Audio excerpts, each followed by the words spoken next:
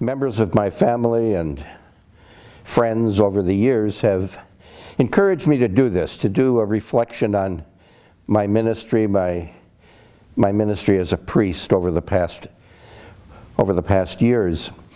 You know, as life changes for us, different things happen. And I think that for me, at least, the last part of life is really the part of gratitude and thanksgiving. And so part of what I'm going to do with this is going to reflect on some aspects of my past, and to do it in a spirit of giving thanks, to do it in the spirit of gratitude for the gift that God has given. I was born in 1942. It was Second World War time. Very quickly after I was born, my father was drafted into the service. And so my mother and I lived on the second floor, the upper part of my grandparents' home for a couple of years while Dad was in the service. This was on West 7th Street, St. Francis de Sales Parish. It was the place where my father had grown up. And in fact, even to this day, there are dozens and dozens and dozens of families in that parish that come from the same one-horse town in Austria. They can all trace their lineage back to that one-horse town. And my dad was one of those people whose family came from that little town of Apeldoorn. Well, after my dad returned, and my brother Mike was born, then we moved from West 7th Street, we moved to 1515 Lincoln Avenue. And we lived there for just a couple of years. And then from that moved into the Mac Groveland area on Sargent Avenue. I come from a family in which religious values, being part of the church, being part of the church community, was really at the heart of my parents' life and the kind of life that they handed on to me and my sisters and brothers. To be close to the church, to regard the church as your home, was in a sense the image that was given to me. My grade school years were spent at Nativity School in St. Paul. Large enrollment at that time. A significant person in my life was the principal of that school, Sister Carolyn Whitman. We used to have children's mass one day a week at 8 o'clock in the morning, when music would be part of the mass and it would be much more celebrative. And so there had to be a hymn board put together as to what the hymns would be, and I was kind of picked to be the hymn board person. So I would go to Sister Carolyn's office and the night before the Mass, and she'd give me the list of songs, and then I had to put the numbers on the proper place on the board. And she showed me how to do it. And I found it difficult to remember, or if not remember, just difficult to do it. And I can recall one day just throwing up my hands and saying to her, "I can't do this, you're going to have to do it." And she looked at me and very calmly said, "Stephen, you can do it. I'm going to show you again how to do it, and then you will do it." Well, that opened up to me a whole specter about what life was about. That what this lady was doing is she was leading me into taking charge in my life, of being responsible, of being an actor, of having a role to play, and of being secure about that and being sure of that. Well, that was one of the earliest, and I think for me at least one of the most profound influences in my life was that afternoon in her office. Because what I learned was that even though I have spent more than 50 years as a priest of the church, and even though I have spent as a priest of the Archdiocese of St. Paul in Minneapolis, and even though that I'm responsible to the leadership of the bishop, there is something about my responsibility that flows out of me. There's something about living my life with some integrity from within. As a result, I've really developed kind of a paradigm for ministry. I try to listen to what the person is asking of me. And I try to listen beyond the words that are spoken, but to listen for what's underneath. To listen for what may be the motivation of this. And then I see my job, apart from the person asking me to do some outlandish thing or some illegal thing or some immoral thing, I see my responsibility as to find a way in which that can occur for that person. My job is not to protect the church. My job is not to protect Jesus. My job is not to enforce church law. My job is to provide an opportunity, a leadership opportunity that draws people into the place that they want and need to be. In a sense, I learned later on what that was all about. From my earliest days, I was taught about the golden rule, do unto others as you would have them do unto you. But then later on in my life, in my middle years, I learned about the iron rule. And the iron rule is never, ever do something for another that person can do for themselves. Never, ever do something for a person that they could readily do themselves. And that made a huge difference in my life as to how I looked upon my ministry, how I looked upon my interactions with people, that I'm not a caretaker of people's lives. I'm there to facilitate and to encourage and to animate. So that philosophy, if you will, was powerful for me. It was powerful for me. As I grew up, the parish priest played a significant role in the life of our family. And as a student in a parochial school, I had the opportunity to rub shoulders with or elbows with the priests of the parish. And there were 4 or 5 of them in the parish at that time. I had always, not always, but I had come to think about the priesthood as being a possible road for me to follow. As I say, because of the closeness that we had with priests. And I think it was priests because of the priests I knew made a difference in people's lives. The priests I knew made a difference in my parents' life and in the life of our family. And that became important to me, that I wanted to do something, I wanted to be in a way that actually made a difference, that actually contributed to the lives of people. Now at that time, the auxiliary bishop, Bishop Byrne, was the pastor of the parish.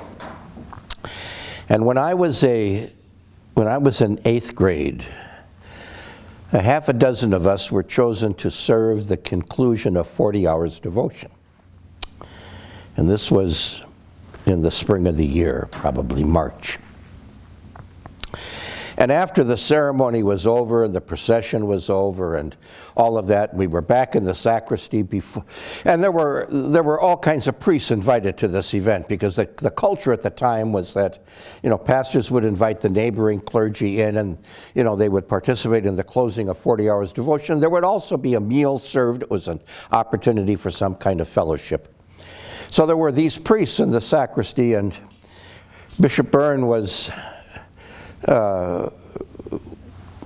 taking off his vestments, and then as he saw me and Jim Hudson and Frank Fried kind of moving out of the room, he called us back.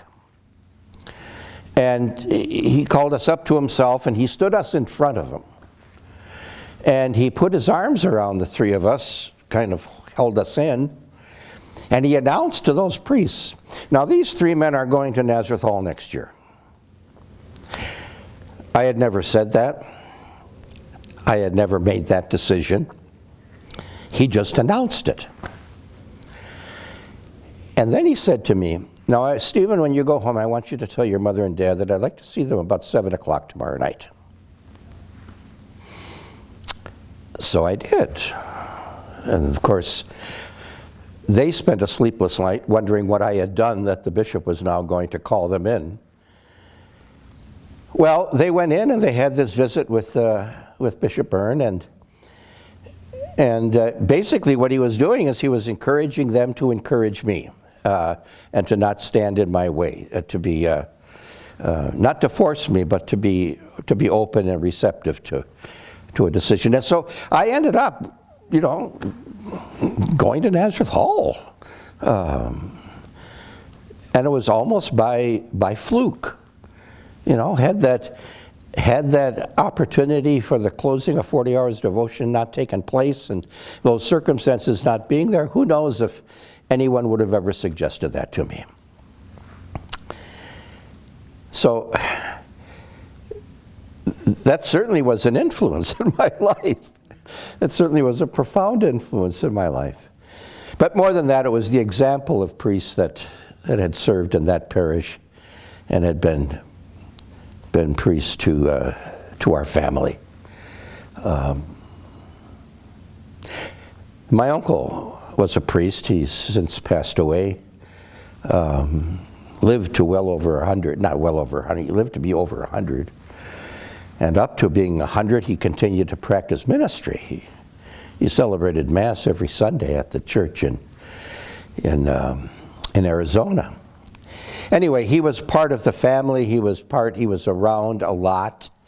And he certainly was an influence. I remember in kindergarten, we had a kindergarten band, and I was to play the bird whistle. It was a thing with water in it that you blew in it, and it kind of chirped like a bird. And I invited my uncle to come to the performance. And he said he would come, but then something came up and he didn't come. So after the performance, my mom was there, and there was some socializing going on, and Bishop Byrne came around, and he patted kids on the head, and he said, how are you, and what's going on? And he said to me, what do you want to be when you grow up? And I said, I thought I wanted to be a priest like my uncle, but he didn't come here, so I want to be a bishop like you. I can't recall what his reaction was, but he probably was taken back. So, the presence of priests in my life. Oh, and a fairly significant event occurred when I was in grade school. Father Clarence Steiner was one of the priests. He was the senior assistant at the parish. And a block and a half away from the church, an interracial couple purchased a home.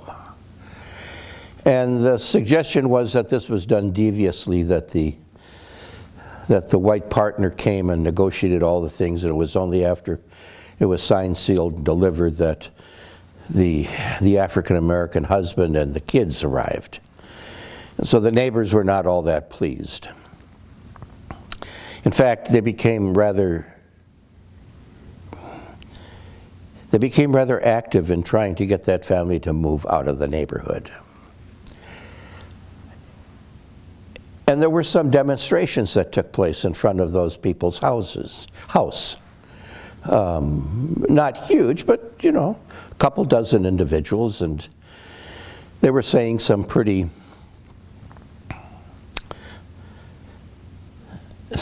crude things to these people. And there was one afternoon when this was going on, and Father Steiner showed up. And he walked through the crowd, and he walked to the front steps of the house, and he stood between the husband and wife. And then he said to those people gathered, he said, "You're members of the parish. You come to church every week. Now you owe these people an apology. And if you're unwilling to do that, you don't need to come back to Nativity Parish." An incredibly strong statement. He stood his ground, and people quietly, with their tail between their legs, kind of moved off. And that was, for me, that was also a powerful image of a parish priest making a difference and calling men and women, calling neighbors to a true understanding of what their faith was all about. So I had the opportunity as a seminarian to leave the seminary during the summer months and to obtain a degree, a master's degree. Archbishop Binns decided that he wanted some seminarians, some diocesan seminarians each year to begin the study for a master's degree, and he opened up huge areas in which study could take place because he said he wanted an educated presbyterate. He wanted a presbyterate in which of people who had achieved educationally some standards.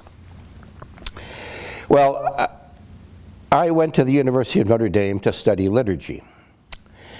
And one of the reasons I did that, one of the reasons I chose to do that, there were other opportunities that were offered to me, other suggestions that were made to me.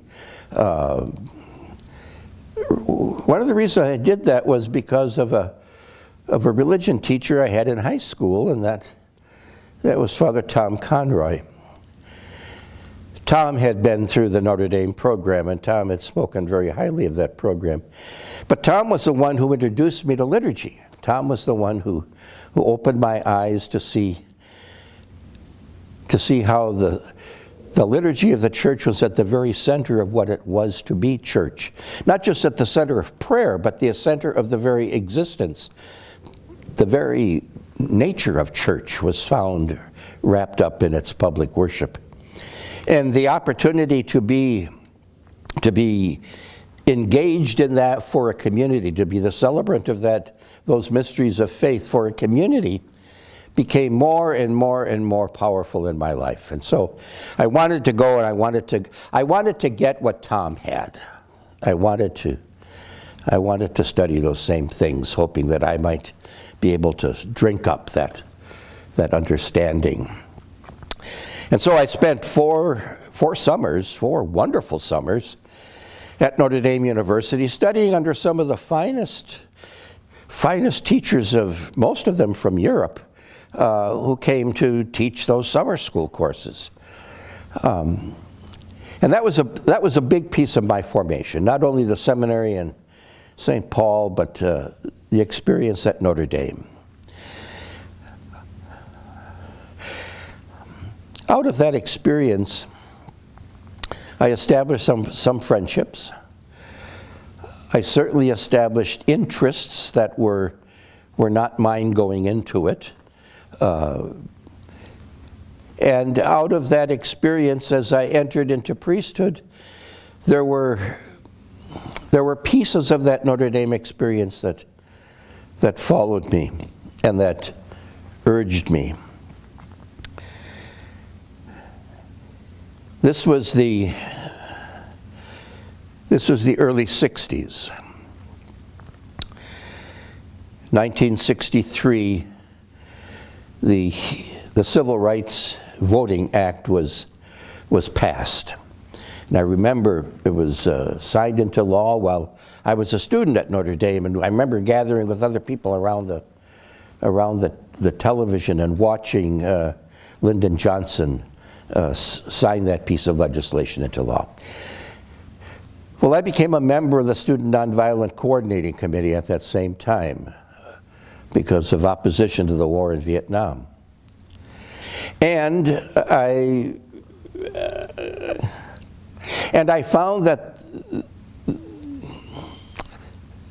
the human rights, the civil rights, the anti-war, those efforts really did flow out of what we did on Sunday as we gathered around the table of the Lord. That the Eucharist was meant to impel us out and to challenge us and charge us to be witnesses to the loving mercy and saving grace and gentle justice and charity of God. And that is to take place within the confines of one's daily life. That really the fruit of the Eucharist takes place outside of church. It takes place in our relationship with each other and in our efforts to bring something to each other. And that, for me, that insight was really born from me at the University of Notre Dame, and not only in the classes I took, but in also the experiences I had of being tied into movements, social movements, but religious movements as well. There's a religious foundation to the quest for peace and the ending of conflict. There's a religious foundation to human rights and civil rights. There's a practical recognition of us all being made in the image and likeness of God, and how that needs to be protected and how that needs to be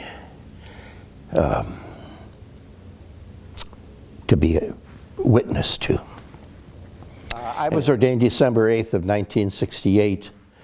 My classmates were ordained in March of that year. The ordinations generally were in March before Lent, so that the newly ordained priest could be used to go out and cover in parishes during the season of Lent.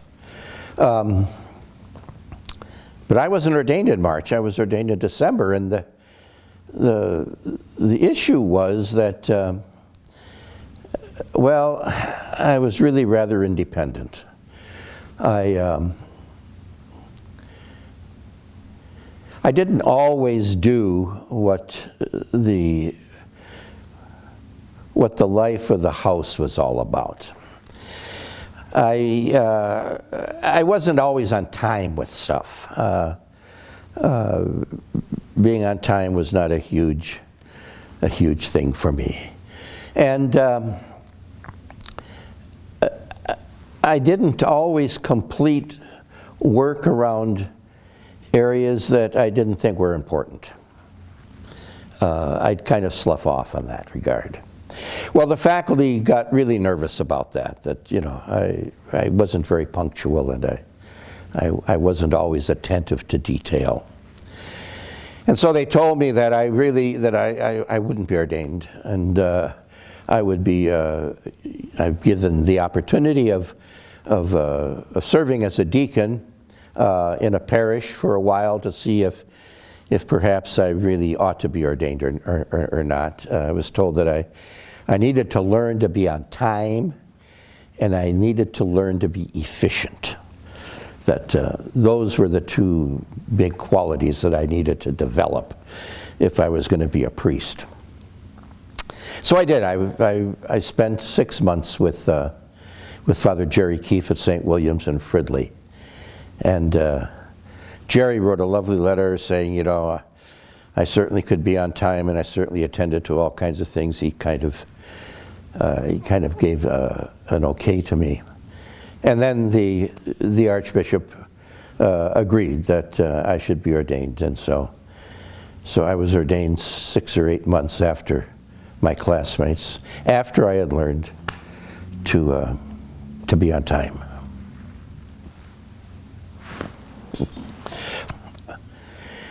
Throughout my priesthood, participation in public life was also a part of me.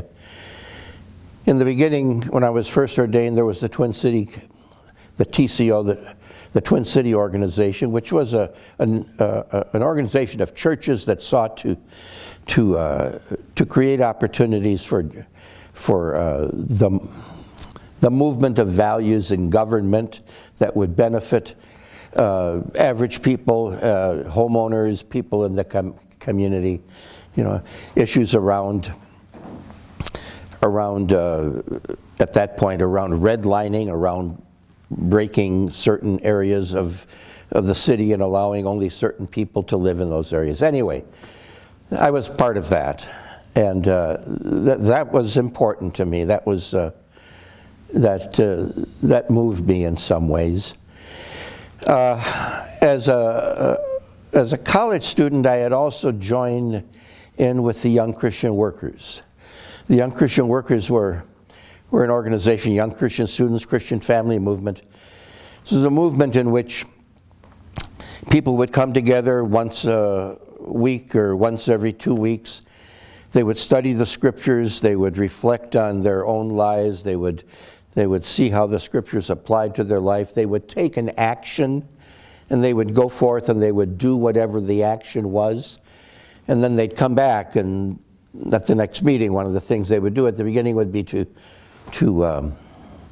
report on that action. Well, Father Ed Flavin put together an opportunity for seminarians during the summer months to form their own Catholic Action Group, their own Young Christian Workers Group. And there was a house just down from the cathedral called St. Pius X House, and it was that house that the Young Christian Workers owned, and in which people who were coming into town from the farm and looking for jobs, young men could often find a place to room and board there for a while they got themselves going. Anyway, the meetings took place there, and there were older people who were in their late 20s and early 30s and mid 30s who were part of the organization, and they became an influence in our lives because of the experience they brought to us, and because of the encouragement that they gave to us. I mean, what they saw is that these were young guys who were in the seminary and who were looking to be priests, and if they could imbue them with some sense of this movement, perhaps as the years go on, there would be a lot of support for this movement among clergy. And so I participated in that, and that was an important part. That was a formative part for me. There was a time when there was an office in the Archdiocese called the Urban Affairs Office, and it was really the arm of the church looking into the areas of racism and poverty and those social issues that gripped us in the 60s and the early 70s in a very strong way. And Ed Flavin was the director. He was the founder and the director, and he left the office and he went to St. Peter Claver Church as a parish priest. And Sister Jan Matheson came and took over the office, and she worked the office for a number of years. And I was involved on the fringe anyway of what was going on. And I was really taken by the power that this office could have, the potential that this office could have. And Jan Matheson said she was going to resign. She was going to go back to her order, and she had some other things that her order wanted her to do. And so there would be an opening, and there would be a process by which the job would be filled. And I thought about it, and then in a moment of enthusiasm, I wrote a letter to Archbishop John Roach, and I said, you know, I'd really be interested in doing that. And I didn't get an answer from him.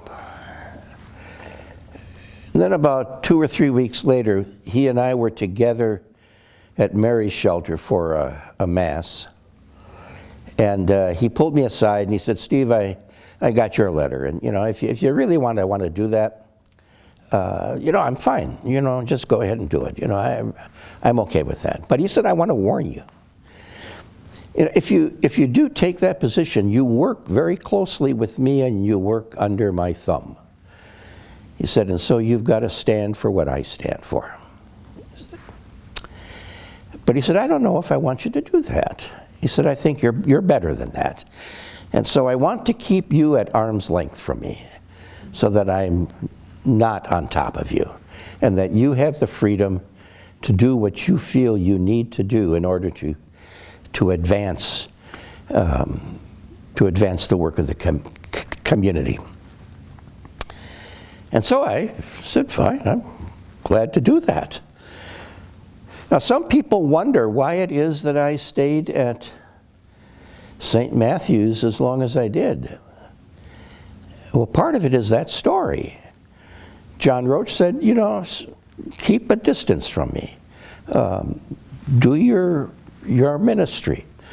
You've got good instincts. You've got good opportunities. You've got a good experience. Go ahead and do your ministry. You don't have to be so close to the central corporation.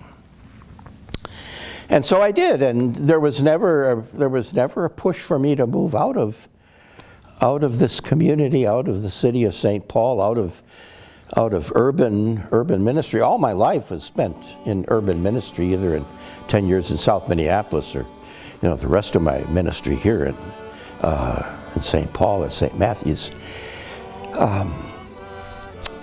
And so it was kind of with the tacit encouragement of John Roach that I stayed where I was.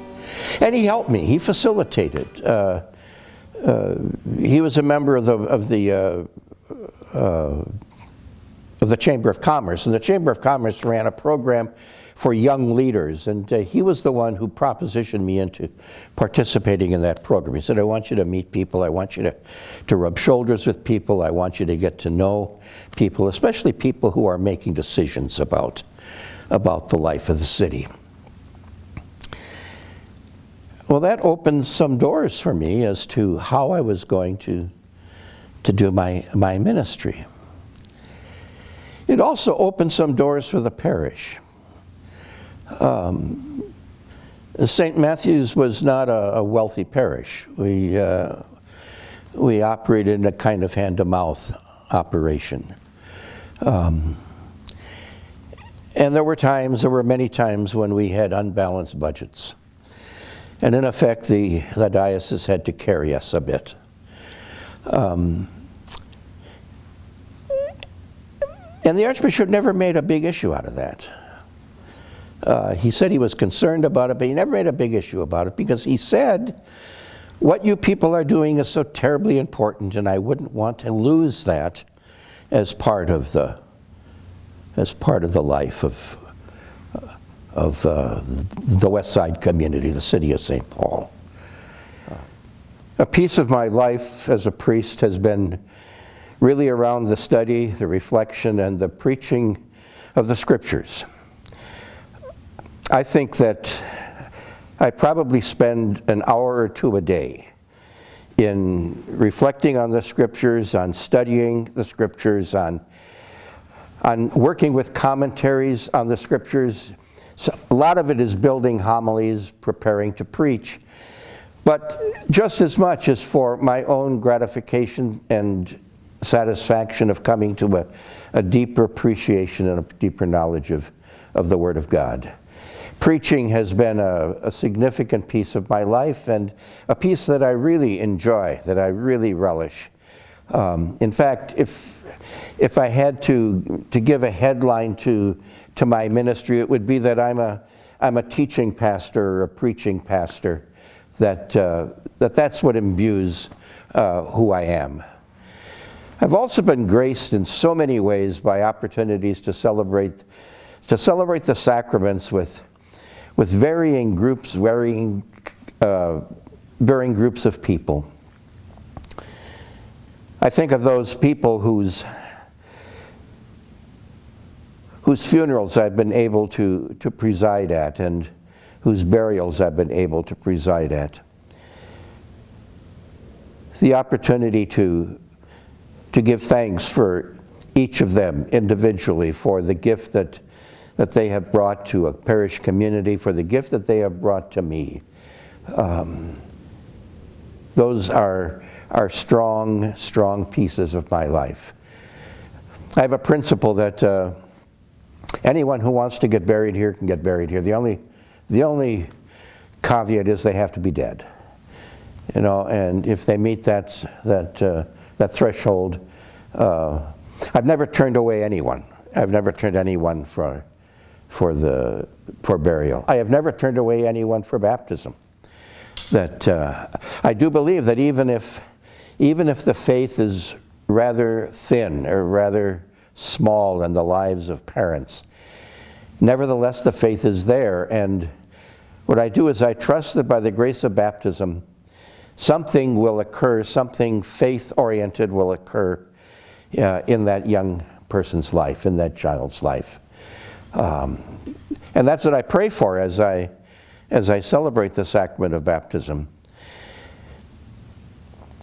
When I was much younger, I used to take the child in my arms and lift the child high after the sacrament, and I would say to the child, I would whisper to the child, "This may not be for today, but my prayer is that somewhere down the line in your life, what we have just done will make a profound difference." And then I'd hand the child back to their mom or dad. The Eucharist, I don't know if there's any day that I haven't celebrated the Eucharist, and sometimes 2 and 3 and 4 times. I'm willing to celebrate the Eucharist anytime there's a need on a part of a group of people. And part of that celebration of the Eucharist is really the opportunity again to read the Word of God, to reflect on the Word of God, to seek to break apart the Word of God, to be an instrument of handing on that Word. One important day for me has been the Christmas feast.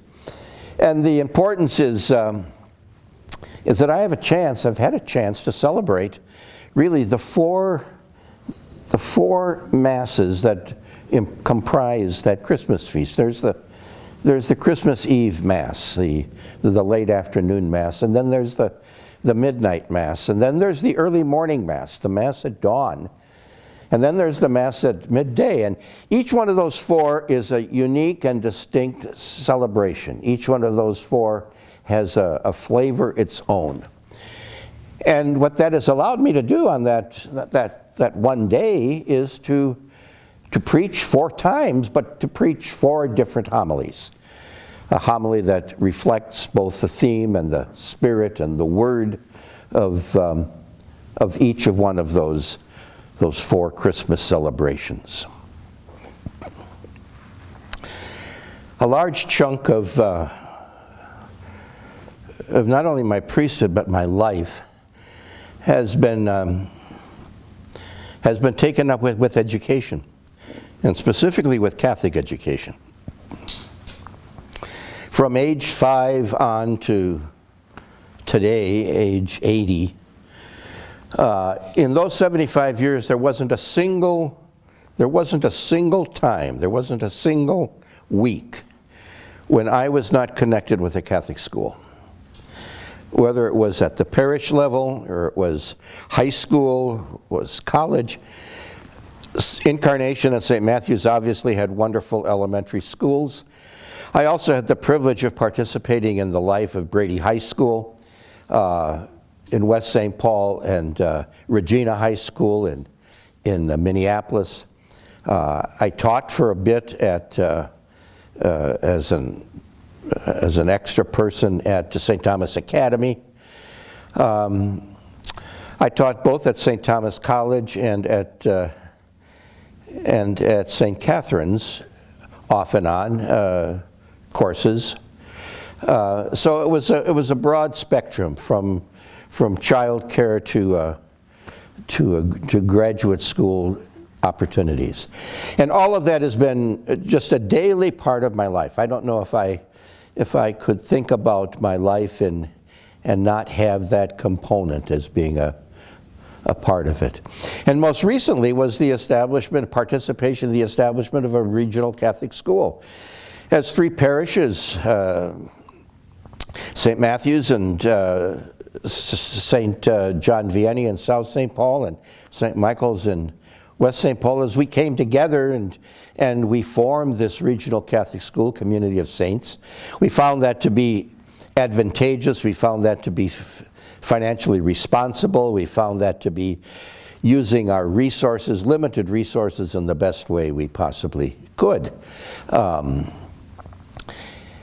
my participation has been at Community of Saints has been the sacramental minister to the students and to the faculty, and then to participate in what is known as alums and friends, alums and family and friends, an annual fundraising effort that seeks to raise the funds to allow those young people who come from very, very low-income families, many of them, allow them to come to a Catholic school. That fundraising pays off what individuals can't afford for tuition. And we're about to reach the $3 million mark as what we have raised over the past 8 or 9 years. So I'm proud of that, and that's been a strong part of my life. Figures, again, who are important to me. Well, clearly Pope John the 23rd is the originator, the caller, the convener of the Second Vatican Council. I remember as a high school student being in the library at Nazareth Hall one evening, and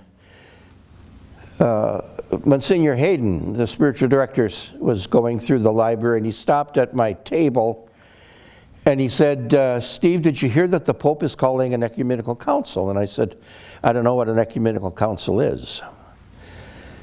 And so he reached behind himself and he picked a book off the shelf by a priest by the name of Hughes.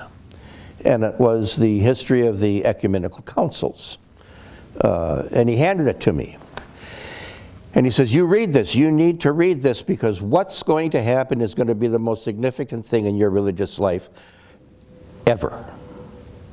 Well, I mean, that's really scared me. I should find out about this thing. So those years of living through the council, as the council was happening, were incredibly powerful years for seminary students. There was always something new that was occurring. At our particular seminary, many of the priests would go out in the morning and they would cover masses in various parishes around the area. And there was always one whose job was to come by the newsstand and to pick up a copy of the New York Times. And so after breakfast, we would go to the bulletin board and then we'd cut out all the articles in the New York Times about the Vatican Council. And we'd just stand there and read this stuff. Well, it really opened up a sense of the bigger church that the church was much more than what we experienced day in and day out. I had the opportunity on the 40th anniversary of the of the document on the Church in the Modern World, Gaudium et Spes, to participate in a symposium that took place at the Vatican to mark that 40th anniversary. St. Thomas University was one of the institutions that was sponsoring this event. And I prepared a paper that talked about how that teaching about the church in the world would have affected and did affect one particular Catholic church community on the west side of St. Paul. So it was kind of a story of how we struggled to implement that within our own lives. And there were about 250 participants in the symposium. There were also a couple dozen of the national ambassadors to the Vatican who participated, who were present for it. A fair number of the residential College of Cardinals was present for it. So it was Pope John Paul was supposed to be the convener of it, but he was ill at the time. This was very close to the time he died, and so he wasn't there, obviously.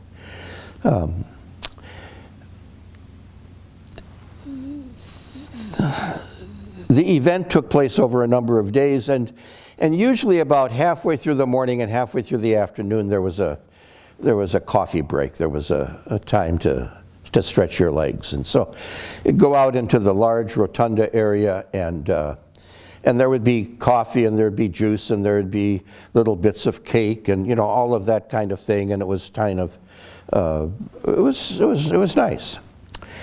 Well, as I was standing in line, as I was getting my coffee and my cookie, Cardinal Ratzinger came up to me. And Cardinal Ratzinger was he's a rather short man, big head of white hair, pure white hair. And he said to me, "Now, who are you?" And I told him my name, and he said, "Well, where are you from?" And I said, "Well, from St. Paul, Minneapolis." "Ah, St. Thomas University in St. Paul, Minneapolis." I said, "No, not St. Thomas University. I'm not a teacher at the university." "Ah, the University Church at St. Thomas. You are pastor there." No. I said, "I have nothing at all to do with St. Thomas." I said, I'm pastor of a parish that is across the river from St. Thomas. And there was this troubled look that came over his face. And he looked at me intently and he said, "Well, if you aren't from the university, why would you be here?" Well, that took me by surprise. Clearly he was an educator, and he thought that most ideas came through educators and not through people on the street. But within the next couple weeks, he was elected Pope. This was 2005. And so I had the privilege of being dissed by the Pope on his way to the papacy, that he was able to flick his finger at me. And I cherished that. I cherished that a great deal. It was, in retrospect, a wonderful moment. Other people who have been influential in my life have certainly been Dorothy Day and Thomas Merton. Thomas Merton died 2 days after I was ordained. I had read Merton through the seminary, and he died in December of '68, tragically. And so his writing and his life, his experience of reflective prayer was important to me. And then Dorothy Day. I really had a love affair with Dorothy Day. She was just a great, great figure. I never had the opportunity to meet her, Although there were people here in this parish who did have connections with her, because she came to the Twin Cities, she came to St. Paul any number of times, and she would stay with people. And she would have evening gatherings, and people would talk to her. And so there are members of this parish who told me that they were participants in that.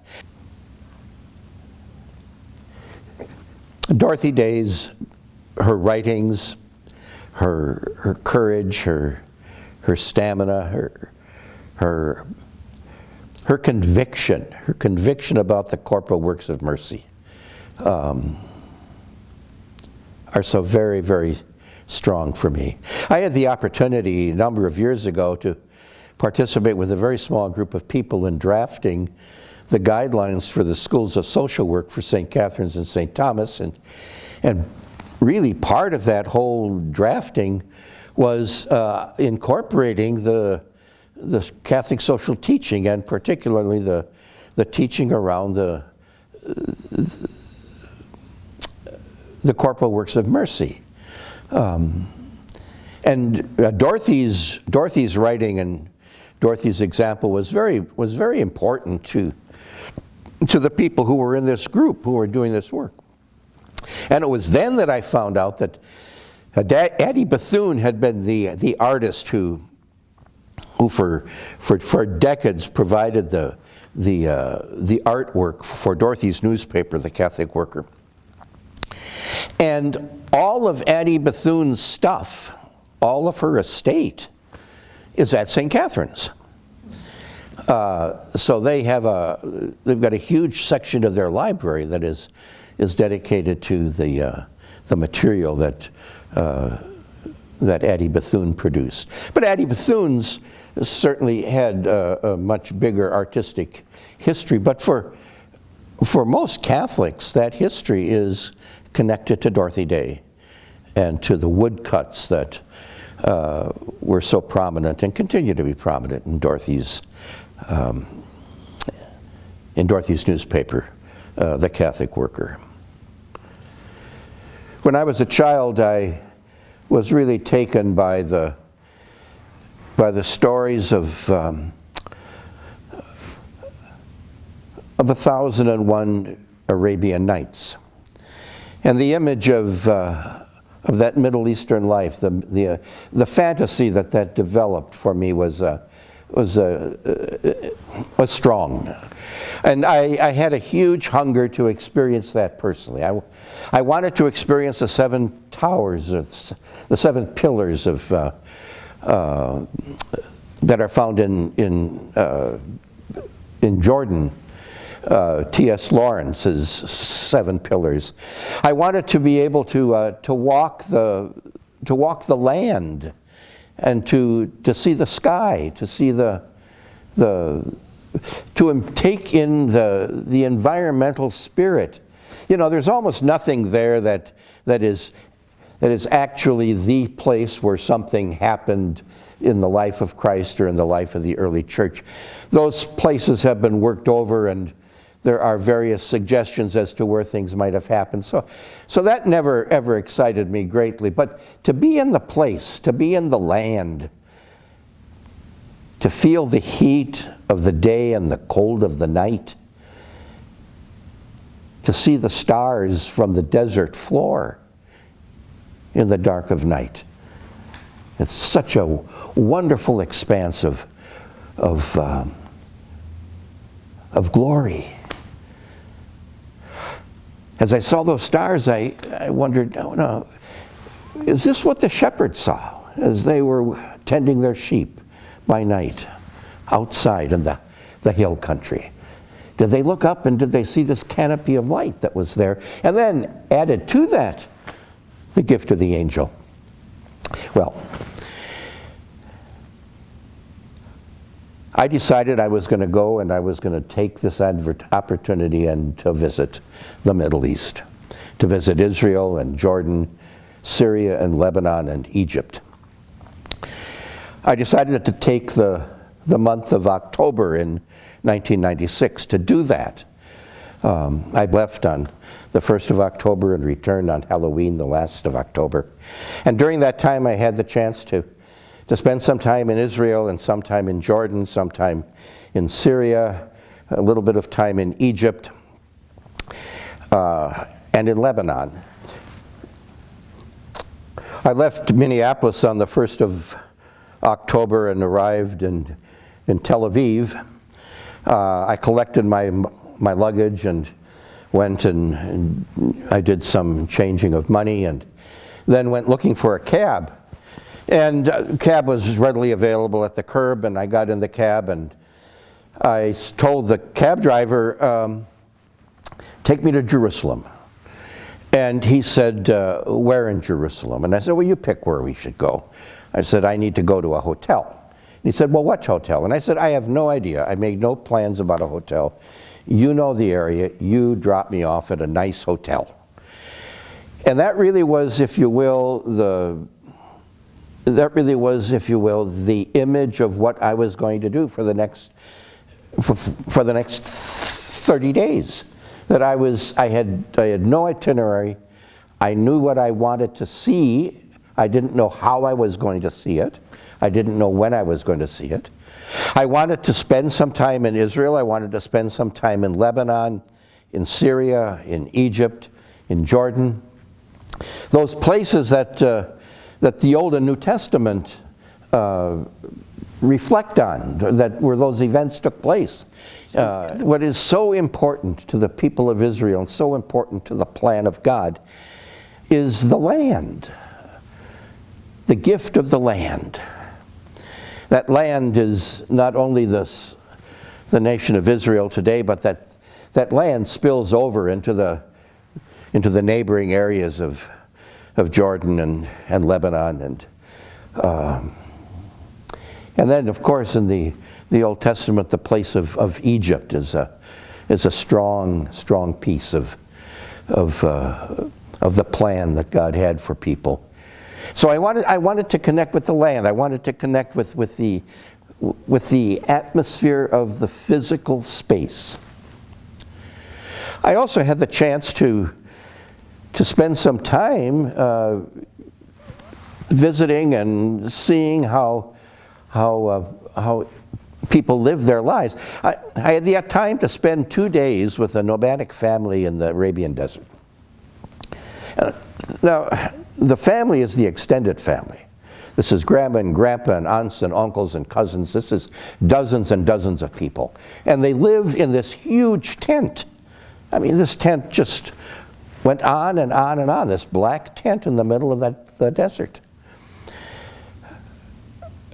There was a young man there, Hamed, and he had studied English in school, and he was so eager to have conversation with me because he wanted to practice his English.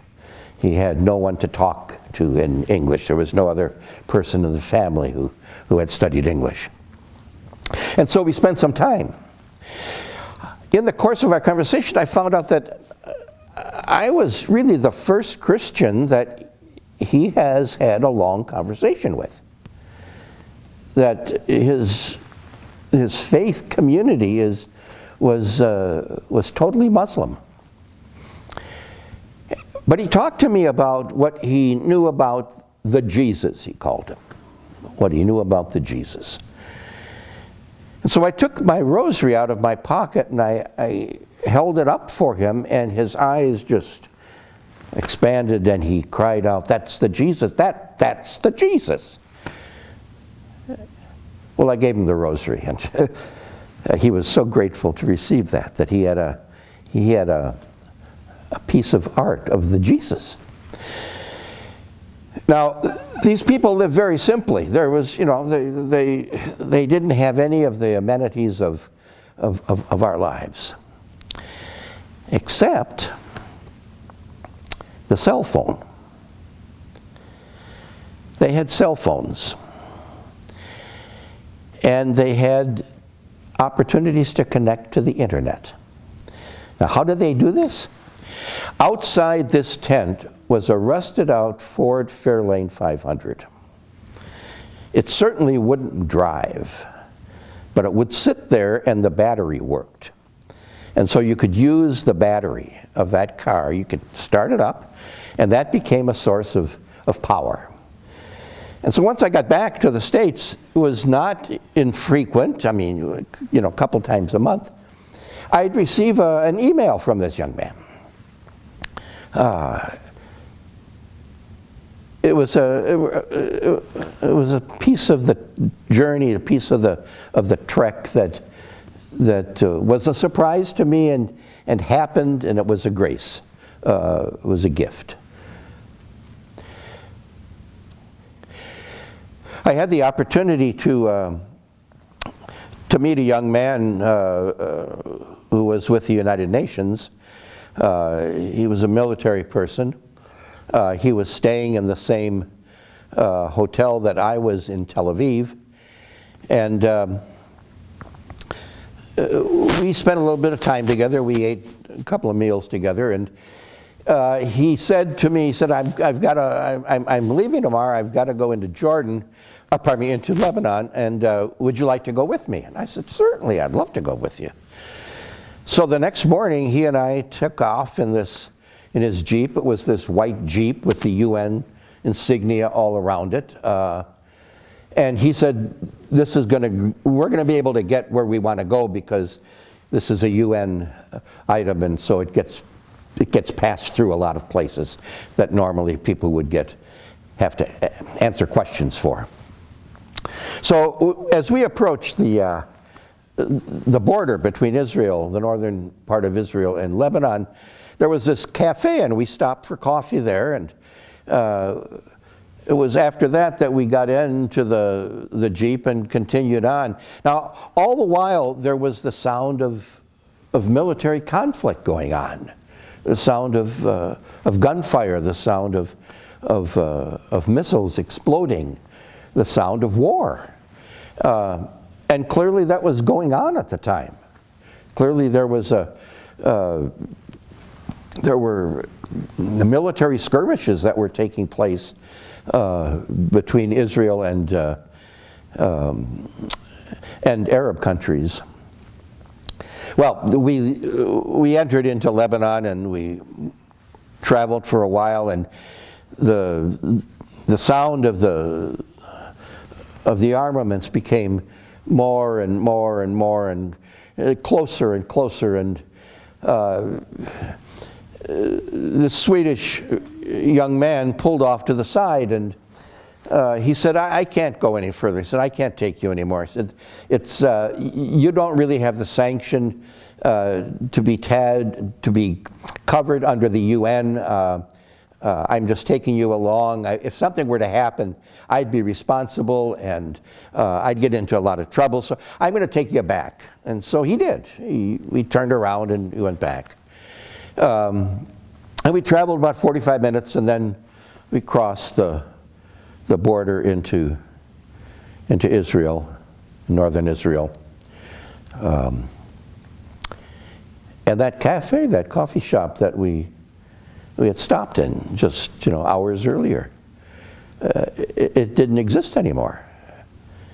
It had been bombed. It was rubble. It was a powerful first-hand experience of what that conflict between Arabs and Israelis is all about, and how that conflict can affect families and communities and people powerfully. As pastor of St. Matthew's Church, I sought to encourage this community to open not only its financial support, but also the recesses it had, the property it had, the space it had, that we would open that up to serve the broader community. And there was the opportunity to welcome a Loaves and Fishes site here at St. Matthew's. There had been a site at Neighborhood House, but they redid their mission, and that no longer fit in. So with the help of a number of churches it was established here at St. Matthew's, but it didn't happen easily. You see, if we're going to have the site here, that means that Monday, Tuesday, Wednesday, Thursday, and Friday, from 3:30 in the afternoon until 6:30 in the evening or 7 o'clock in the evening, there can't be anything else that goes on there, because this is the time that the food is prepared and the people are fed and the cleanup takes place. Well, that social hall was the place in which the parish carried on all of its activities. The men's club met there, the Rosary Society met there, the Scouts met there, the senior citizens met there.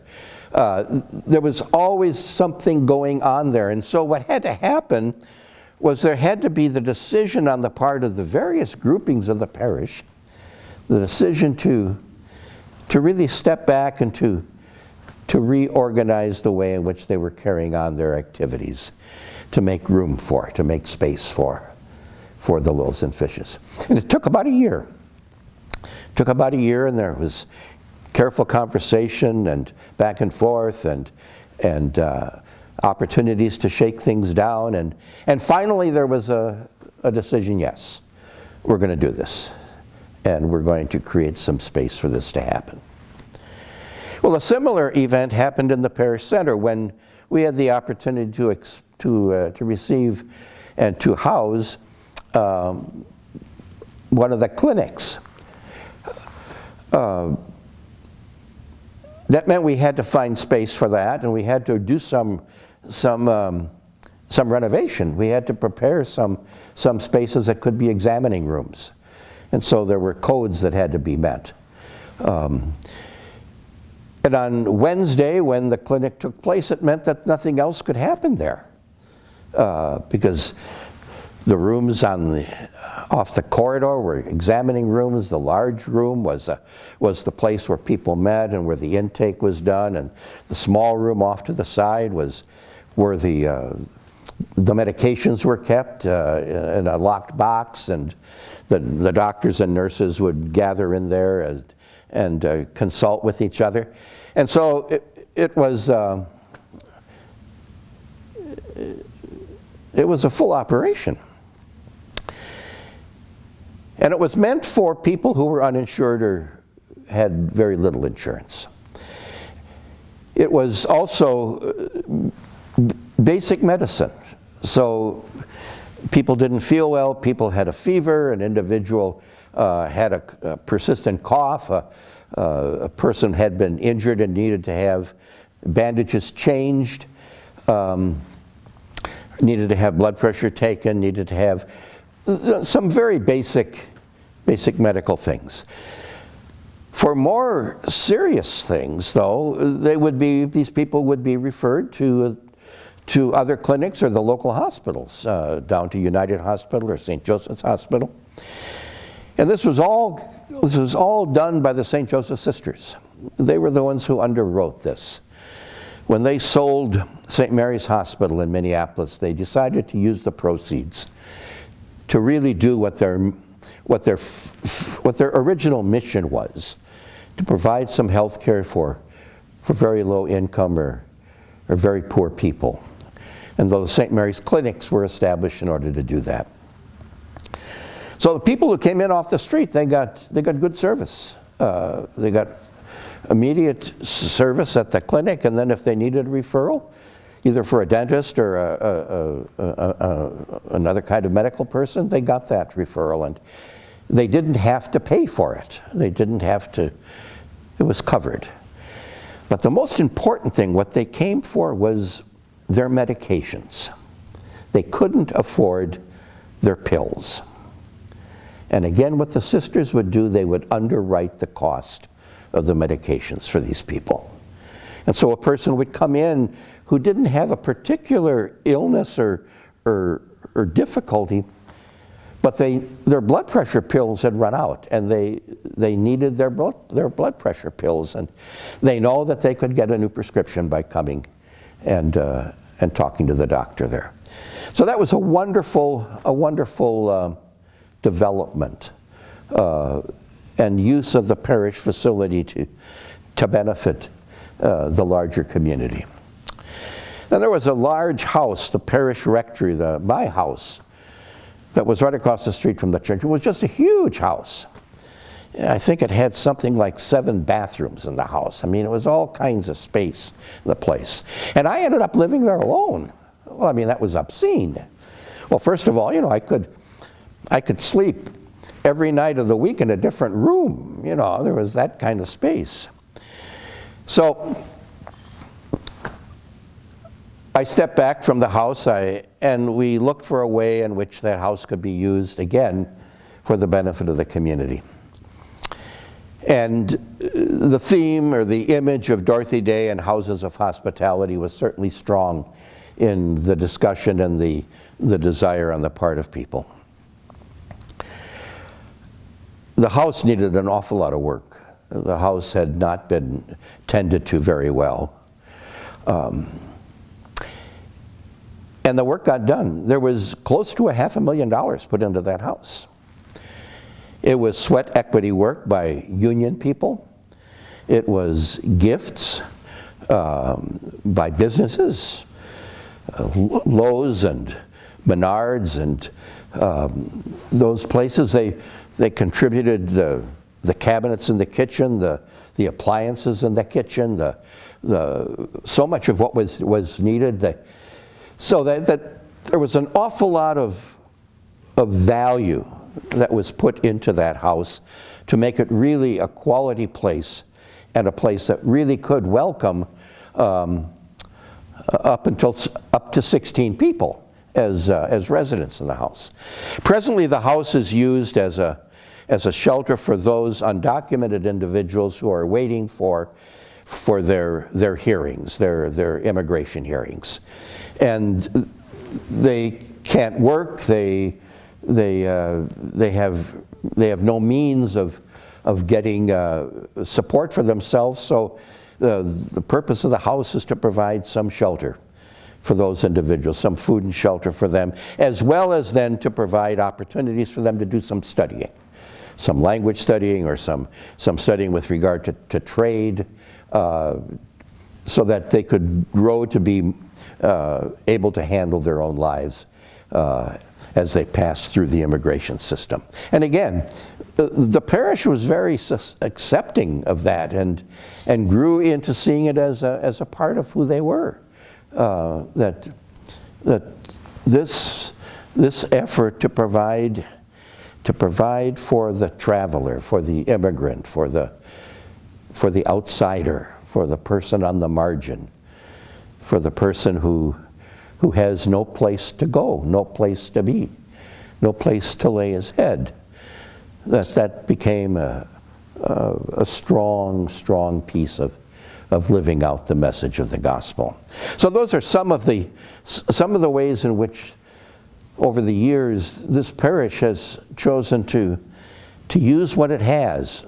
It doesn't have a ton of money, but it has a lot of room, a lot of space.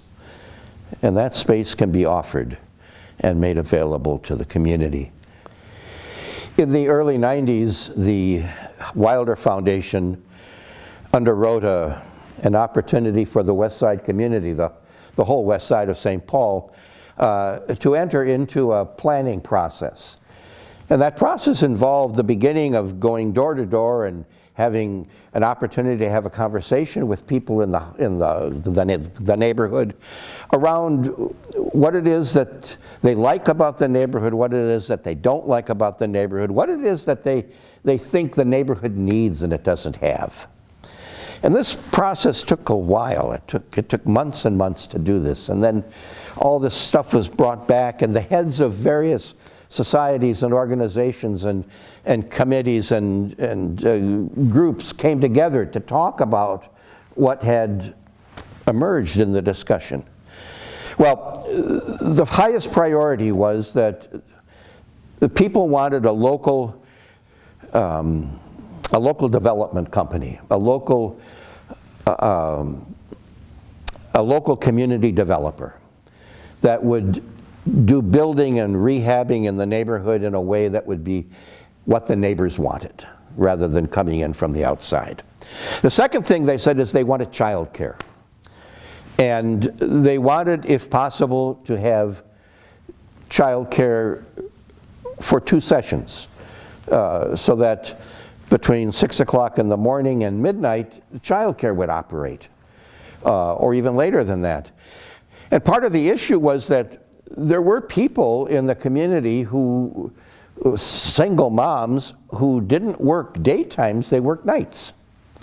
They cleaned offices, or they did that kind of work. And they needed a place for their children.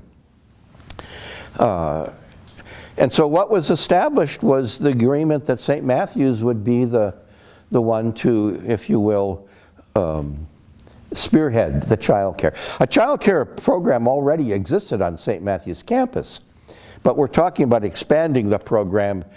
And so the parish undertook that as part of its responsibility. Now, in order to get that done, there had to be the establishment of a community development corporation. And a wonderful man in the neighborhood, Brian Miller, and I were able to put together the work that brought this entity into existence, the Neighborhood Development Alliance.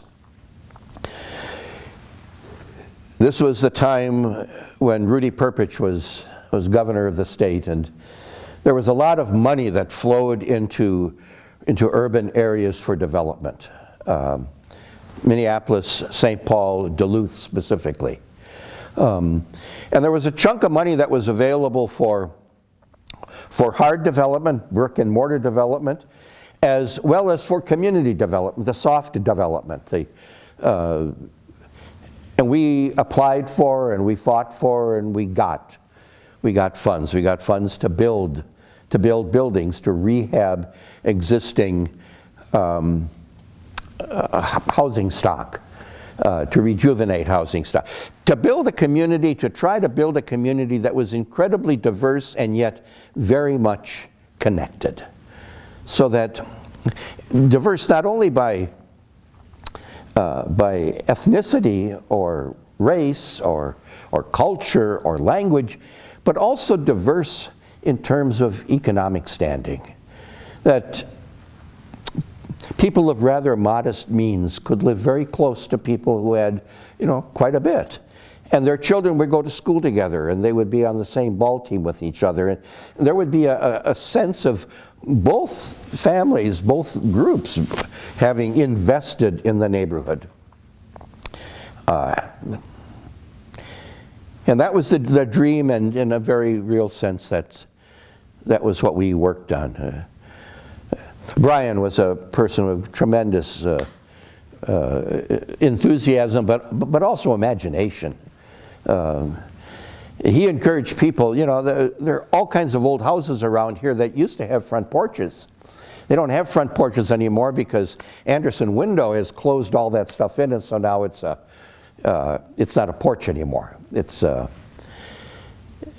And he encouraged people to take down the screens and to open up the porches and to sit on the porches, to sit out there in the spring and the summer, and to read their newspaper and to howdy their neighbors as they went by, and in a sense to try to build up that community spirit that was there at one time, where adults sat together on the porch and the kids played ball in the middle of the street, and somebody had the Twins on the radio and was piped, if you will, through the window, and to try to recreate that sense of community.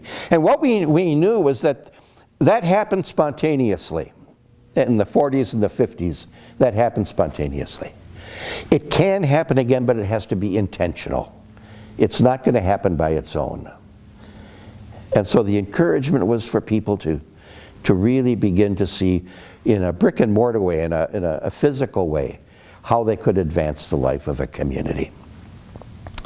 Well, the child care became a central piece of the work of the Neighborhood Development Alliance, and that child care was able to operate initially largely because of the grants that came from the federal and state government. there was a desire to underwrite programs over 3 or 4 years' time, hoping that people could get on their own feet in 3 or 4 years' time, but to underwrite programs that would be of benefit to neighbors and benefit to community, and that after 1,000 days of this, that the community would take some ownership for it. They would see how important it was to them, and I'm really very proud of what has happened with the Development Alliance and the Neighborhood Development Alliance. And it's still going. It's still operating. I don't have anything to do with it anymore, and Brian doesn't have anything to do with it anymore, but it's gone on to other generations of people who are participating in. And the goal is still the housing stock of the community, to rehab that, and then to tie it into advancing the needs of community. Okay. Well, I want to thank you for taking the time to sit and listen to me ramble on and on and on and on. It's really important for me to be able to tell those stories, and in a sense, through that, to give you thanks. To say my life has really been a collage of interactions with hundreds and thousands of people, and you who are viewing this are part of that. In April I will turn 80 years old, and I always wondered who'd want to be 80 years old. When Dwight Eisenhower celebrated his 80th birthday, he said the same thing. He said, as I grew up, I thought 80 years old was really old, and I wondered who'd want to live that long. And he said, I finally found out. It's a guy who's 79. He wants to see 80.